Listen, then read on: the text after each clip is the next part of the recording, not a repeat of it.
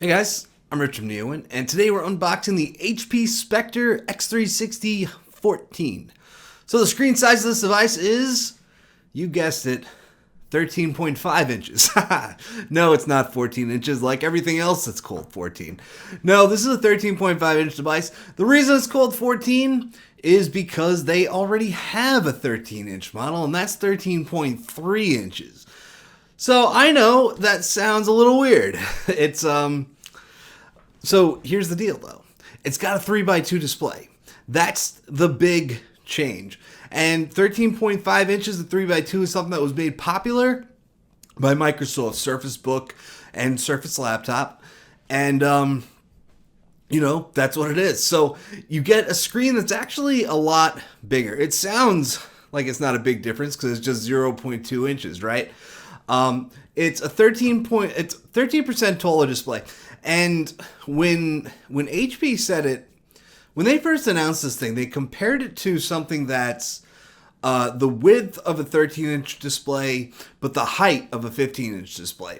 So you have to remember that screens are measured diagonally. So it sounds like it's just 0.2 inches.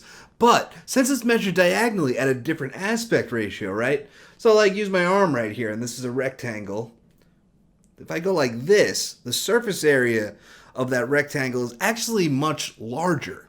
So you do get a much bigger screen. In fact, this screen is actually bigger than if it was a 14-inch 16:9 display. So that's what that is, okay? It comes with an OLED variant. This is not it, sadly. I love OLED. I love 4G LTE too, and this is not that.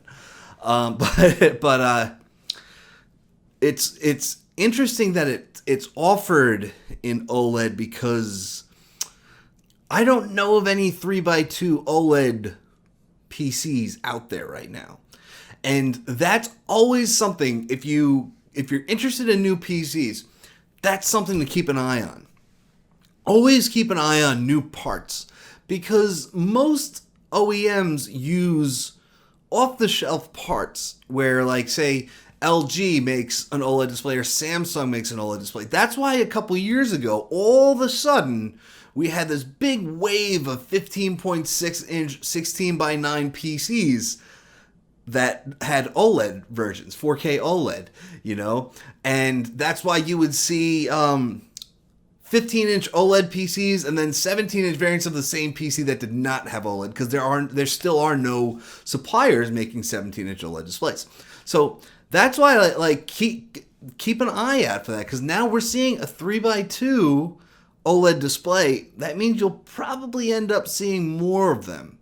Now, a lot of HP's briefing that they sent me, because HP does a reviewer's workshop on anytime you see me unboxing an HP PC, I've watched a workshop with them.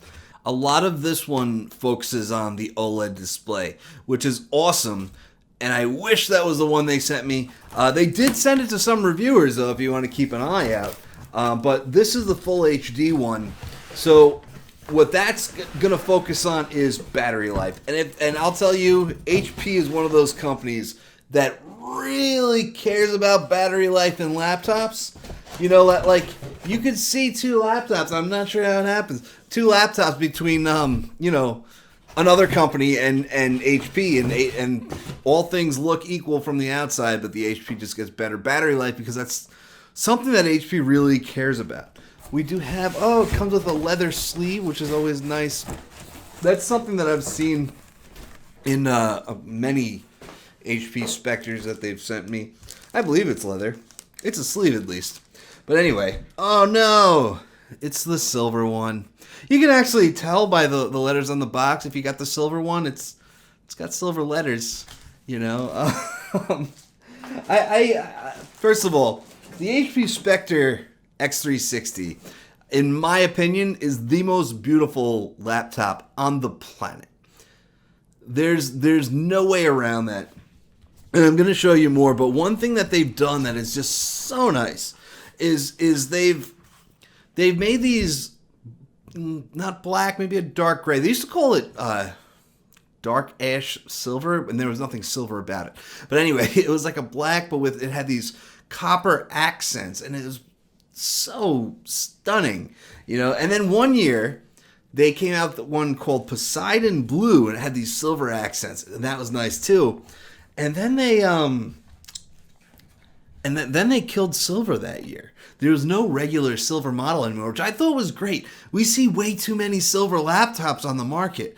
There are so many, and and to me it's just basic. So I was really excited about that. And then the next year, they didn't send me silver. They sent me Poseidon Blue. Oh, yeah, but anyway, they brought back silver the next year, and this is just a fun anecdote because I was like mad at them for this because they did back in the day we had in-person briefings, and I'm telling them like why would you do that? You have these beautiful designs. why would you just do basic silver? And I mean, honestly, the answer, customers asked for it, and you can't argue with that. If people want silver, got to make silver. My opinion, personally, does not matter one bit. Let's take a look at what else is in the box. We do have a pen. Whoops. This is going to be hopefully the rechargeable pen, which I think is. Yeah, I think it's all they ship now. It does have the USB Type-C port. Right. So there's an extra tip that comes in here too, which is nice. We'll leave that in the box for now because it is just a pen. It's, I don't know. There's a 65-watt charger. HP also has very nice chargers, I want to say. It's got this nice braided USB-C cable, and it's pretty stylish. I would say the power cord is just a power cord. And that's all that's in the box. The pen might actually be optional, so just make sure you get it with your device. But yeah, so this is Poseidon Blue. This is actually my first review unit. That's Poseidon Blue. By the way, the dark ash silver that I mentioned earlier, I should correct myself because they eventually rebranded it to Nightfall Black because there was nothing silver about it. But anyway, I digress. This is the most beautiful laptop on the market, in my opinion. Okay, and like I said, my opinion does not matter. You have to think it's beautiful when you buy it. But just look at the two-tone design. The blue lid, the silver mirrored HP logo, the silver edges, it's stunning. And look at the angled edges all along the sides. It's a gem cut look. Got a Thunderbolt 4 port in the corner, I believe, because this is Tiger Lake. Right, but if we look at the inside here, you have the silver accent around the trackpad here, the hinge. That two-tone look looks really nice, and this is something that HP came out with a while ago when they came out with that dark ash silver color. But this is something that they came out with a while ago. Oh, they moved the power button. But yeah, that's right in the keyboard there now. But yeah, something they came out with a while ago when they did that. And then they started refining the design with these sort of gem cut edges. They did it on the back. And then they started doing it on the sides. And they did the flat corners here with the USB Type-C port. And what's actually really cool about that is that if you have this plugged in, right, plug it in with a nice braided cable, you can easily just fold the display over still, and it doesn't get in the way. It's also nice because if you're using a mouse, right, that doesn't get in the way. This area is freed up. This is an issue that I have with a lot of Windows 10 PCs because we do have another USB Type-C port over here. It's an issue that I have with a lot of Windows 10 PCs. Lenovo puts 2 Thunderbolt ports on the left side. HP puts 2 on the right side. And it's like, and I see it with Chromebooks a lot, and I think it's Google requesting it, but they have Type-C ports on both sides. So you can charge on whatever side is more convenient for you. It just makes more sense. So putting it on the corner helps a lot with that. So I will never apologize for saying that this is the most beautiful laptop that exists. I truly believe that about the HP's Spectre x360 lineup. I think the two-tone design is where it's at. I think it's super smart the way that they've placed the ports. You see, we do have one USB Type A port over here. We look on this side. Here's that Thunderbolt 4 port and the one on the corner right here. By the way, the reason that I was looking for the power button, by the way, 3.5 millimeter audio, micro SD. The reason I was looking for the power button is because on previous models, they put it on this corner. They put the Thunderbolt port on one side and they put the power button on the other. But what HP did this time around, they put everything on the keyboard now. And that's something that they're doing across their lineup. We're seeing it a lot in Envy, EliteBook, all that stuff. So our power button is on the keyboard. Fingerprint sensor is on the keyboard. Camera shutter. So the camera shutter, by the way, has changed a little bit. So you notice it disconnects it internally. That's something that HP did first on the Spectre x360. But what's interesting is so a lot of companies put a switch up here where you can just flip it and it will it'll block the camera, and there'll be it'll turn red or something so you can see that it's blocked. HP did something different. They disconnected it internally with using a switch on the side, and it would literally be disconnected internally, but you couldn't see it. You could go into Device Manager and you could see that the camera would actually be gone. But still, there was no physical indicator that people couldn't see you through your camera. So I think that that's something that they needed, because they did add that physical indicator there now. So now it has a little white block there. And I think that's something that people need, because remember, the idea of putting a piece of tape over your webcam to block people from hacking into your PC and seeing you, that's based on mistrust already, right? So just to have HP say like, yeah, no, totally, it's disconnected internally. I promise. I think that physical thing does make a difference. Okay, but yeah, the big thing for this PC, and again, I'm not going to be sorry for saying it, is the design. We do have Thunderbolt. I'm sorry, I should say Tiger Lake, but I was talking about Thunderbolt 4 earlier. If we go into our system settings, we will see that this has a Core i7 1165 G7. Along with 16 gigs of RAM. So, this is Tiger Lake. What is Tiger Lake?